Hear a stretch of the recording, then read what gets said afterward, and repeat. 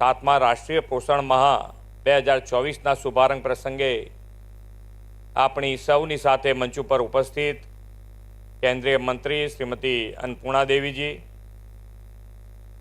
સાથી મંત્રી શ્રીમતી ભાનુબેન બાબરિયા, સાંસદ શ્રી હરિભાઈ પટેલ, મેયર શ્રીમતી મીરાબેન પટેલ, જિલ્લા પંચાયતના પ્રમુખ શ્રીમતી શિલ્પાબેન પટેલ, ધારાસભ્ય શ્રી રીટાબેન પટેલ, શ્રી જયેશ પટેલ, કેન્દ્રીય અધિક સચિવ શ્રી જ્ઞાનેશ ભારતીજી, સચિવ શ્રી રાકેશ શંકર, કેન્દ્રીય સંયુક્ત સચિવ શ્રી પલ્લવી અગ્રવાલ, કમિશનર ડૉક્ટર રણજીત કુમાર સિંહ, સૌ લાભાર્થી બહેનો, પ્રેસ મીડિયાના મિત્રો, આપ સૌને મારા નમસ્કાર।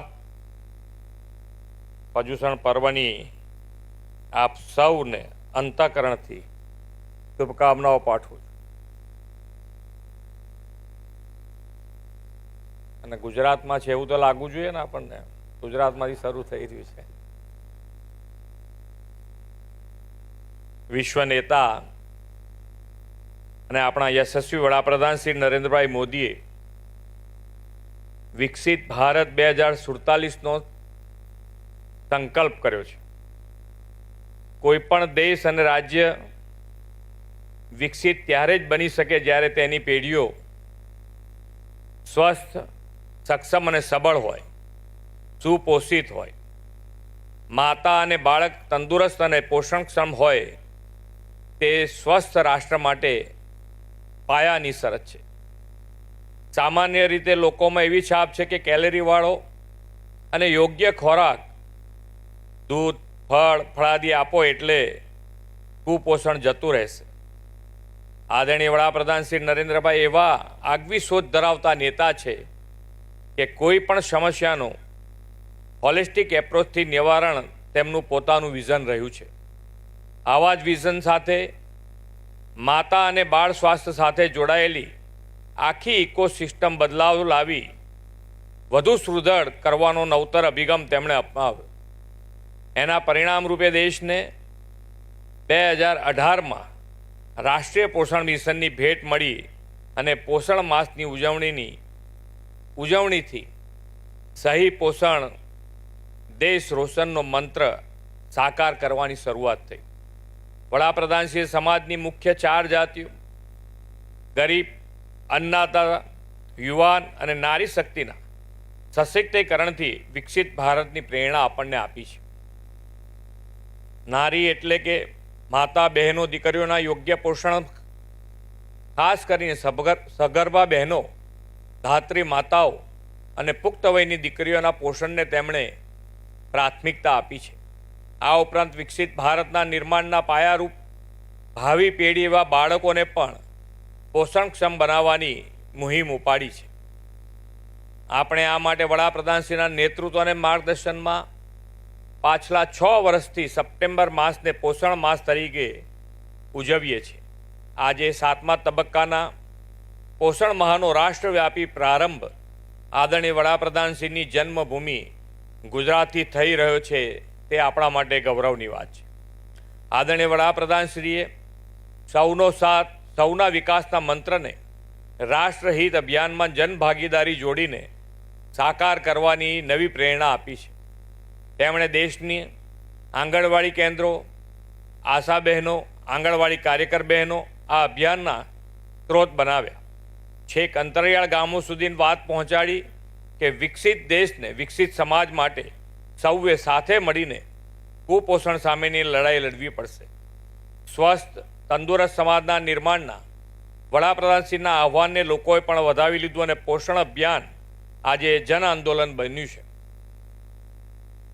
આ વખતે 7મા પોષણ માસમાં એનિમિયા, ગ્રોથ મોનિટરિંગ, પૂરક આહાર અને ટેકનોલોજી આધારિત સેવાઓ સંગીન બનાવવામાં આવશે। કેન્દ્ર અને રાજ્ય સરકારને આ બધા સર્વગ્રાહી આયામો સગર્ભા અને ધાત્રી માતાઓ, બાળકો અને કિશોરીઓને સુપોષિત કરીને વિકસિત રાષ્ટ્રની મજબૂત બુનિયાદ વધુ મજબૂત બનાવવામાં મદદરૂપ થાય છે। ગુજરાતને વડાપ્રધાનશ્રીના દૃષ્ટિવંત નેતૃત્વનો લાભ 1.5 દાયકા સુધી સતત મળ્યો છે અને હજુ પણ મળતો રહે છે। આદરણીય નરેન્દ્રભાઈ મોદી સાહેબે આપણા ગુજરાતની માતાઓ, દીકરીઓ અને બાળકોના પોષણ, શિક્ષણ, આરોગ્યની બાબતમાં સંકલિત અભિગમ અપનાવ્યો છે. આદરણીય નરેન્દ્રભાઈ રાજ્યમાં આંગણવાડી માળખાને સુદૃઢ કરવાની સાથે આંગણવાડી કેન્દ્રને નંદઘર તરીકે ઓળખ આપીને આંગણવાડી બહેનોને યશોદા ગણાવીને આંગણવાડી બહેનોનું માન વધાર્યું છે.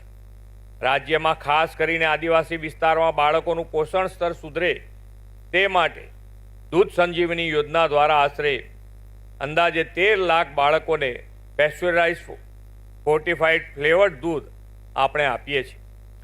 સંજીવની, ટેક હોમ રાશન, પાપા પગલી, પોષણ સુધા જેવી યોજનાઓ દ્વારા બાળકો, કિશોરીઓ, સગર્ભા અને ધાત્રી માતાઓના પોષણ અને વિકાસ માટેની યોજનાઓનો લાભ રાજ્યમાં આવા 45 લાખ લોકોને મળતો થયો છે.